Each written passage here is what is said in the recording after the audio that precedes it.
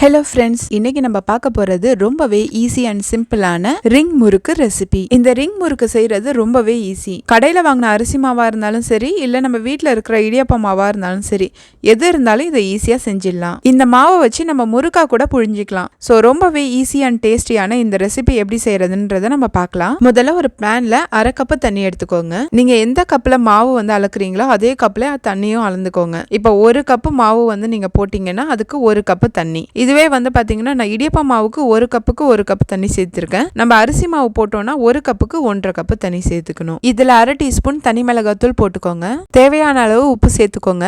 நான் 1/2 டீஸ்பூன் சேர்த்திருக்கேன். இதுல பெருங்காயத்தூள் 1/4 டீஸ்பூன், ஜீரகத்தூள் 1/4 டீஸ்பூன், நெய் 1/2 டீஸ்பூன் ஊத்திக்கோங்க. இப்ப இது எல்லாத்தையுமே நம்ம கொதிக்க விட்டுடலாம். நீங்க லைட்டா கரண்டி வச்சு கலந்து விட்டுட்டு இது நல்லா கொதிக்க விடுங்க.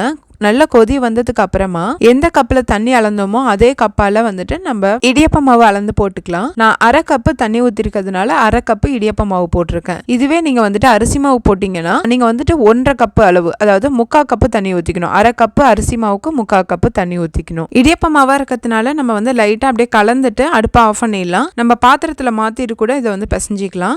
இதுவே நம்ம அரிசி மாவு போடும்போது கொஞ்சம் அடுப்புலயே வச்சு நல்லா கலந்து விட்டுக்கலாம். இப்ப பாத்தீங்கன்னா நல்லா சப்பாத்தி மாவு அளவுக்கு இதை பிசைஞ்சாச்சு. இதுல நான் 1/2 டீஸ்பூன் எள்ளு போட்டிருக்கேன். எள்ளு ஆப்ஷனல் தான், வேணும்னா மட்டும் சேர்த்துக்கோங்க. இப்போ இதை நல்லா மறுபடியும் பிசைஞ்சு விட்டுக்கோங்க. இதை நல்லா ஒரு பால் மாதிரி உருட்டி நம்ம ஒரு 5 நிமிஷம் அப்படியே வச்சிடலாம்.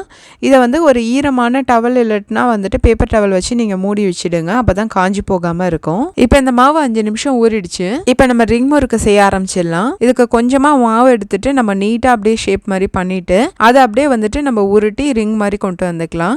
நீங்க எந்த ஷேப் வேணுமாலும் இதுல போட்டுக்கலாம். நீங்க நீட்டா வேணும்னா நீட்டா கூட போட்டுக்கலாம். ஸோ உங்களுக்கு பிடிச்ச ஷேப்ல நீங்க ஈஸியா போட்டுக்கலாம். இன்கேஸ் உங்களுக்கு இந்த மாதிரி கொஞ்சம் கொஞ்சமா உருட்டி ரிங் முறுக்கு செய்யறதுக்கு டைம் ஆனிச்சு அப்படின்னா நீங்க நார்மலா முறுக்கு புழியிற அச்சில வச்சு கூட நம்ம புழிஞ்சிக்கலாம். ஸோ இது எந்த மாதிரி செஞ்சாலுமே டேஸ்ட் ரொம்பவே நல்லா இருக்கும். ஸோ ரிங் முறுக்கு பாத்தீங்கன்னா நான் செஞ்சு காமிச்சிருக்க மாதிரியே நீங்க எல்லா மாவுலையும் செஞ்சுக்கோங்க.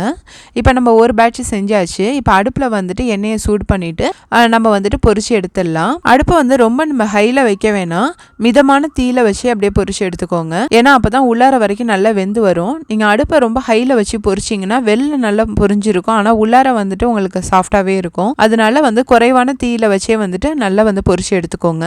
இப்போ எண்ணெயில அந்த முறுக்கோட சலசலப்பு அடங்குற வரைக்கும் வெயிட் பண்ணுங்க. அந்த பபிள்ஸ்லாம் கொஞ்சம் ஸ்டாப் ஆனதுக்கு அப்புறமா எடுங்க. அப்பதான் ஃபுல்லா நல்லா வெந்திருக்கும். இப்போ பாத்தீங்கன்னா எல்லா ரிங் முறுக்கும் வெந்துடுச்சு. இப்போ நம்ம எடுத்துடலாம். இதை நம்ம நல்லா எண்ணெய் இல்லாம வடிச்சு எடுத்து வச்சுக்கலாம். நான் மிச்ச மாவுக்கு பாத்தீங்கன்னா முறுக்கு மாதிரியும் புழிஞ்சு காமிக்கிறேன். நம்ம ரிங் முறுக்கு செய்யறதை விட முறுக்கா புழியும் போது டைம் கம்மியாக தான் எடுத்துக்கும். ஏன்னா நம்ம ரிங் முறுக்கு பண்ணும்போது ஒவ்வொன்றா பண்றதுனால டைம் கொஞ்சம் ஜாஸ்தியாக எடுத்துக்கும்.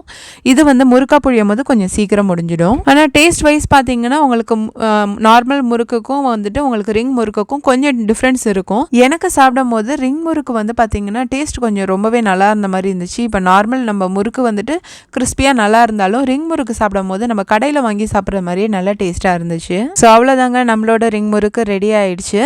இப்போ இந்த முறுக்கு பார்த்தீங்கன்னா நான் உடச்சி காமிக்கிறேன். எந்த அளவுக்கு உங்களுக்கு கிறிஸ்பியாக இருக்குன்னு பார்த்துக்கோங்க. ரொம்ப ஈஸியாக நம்ம கையால் உடச்சிடலாம். அந்த அளவுக்கு சாஃப்டாகவும் இருக்கும், கிறிஸ்பியாகவும் இருக்குது. அதே மாதிரி ரிங் முறுக்கு பார்த்தீங்கன்னா அழகாக வெளில நல்ல வெந்து உள்ளார பார்த்தீங்கன்னா நல்லா ஓட்டையாக அழகாக வெந்து வந்திருக்கு. ஸோ இது சாப்பிடும் போது உங்களுக்கு ரொம்பவே கிறிஸ்பியாகவும் டேஸ்டியாகவும் இருக்கும். என்னோட சிஸ்டர் தான் இந்த ரெசிபி எனக்கு சொன்னாங்க. நான் ட்ரை பண்ணி பார்த்தேன், எனக்கு ரொம்பவே பிடிச்சிருக்கு.